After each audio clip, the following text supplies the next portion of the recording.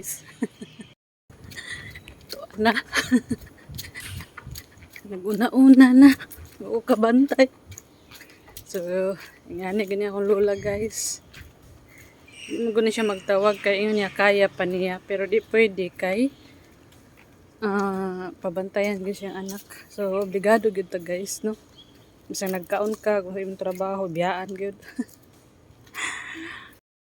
So, ito ang araw dito. Ganda. Pangit ang buhok ko.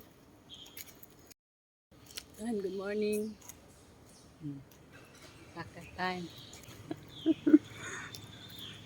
Prepara na at kay naamang gud ang anak lisod na.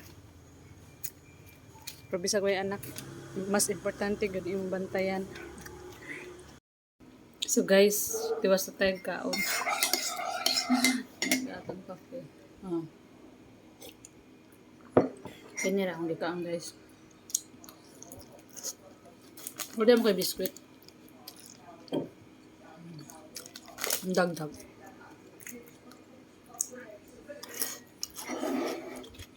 Happy morning.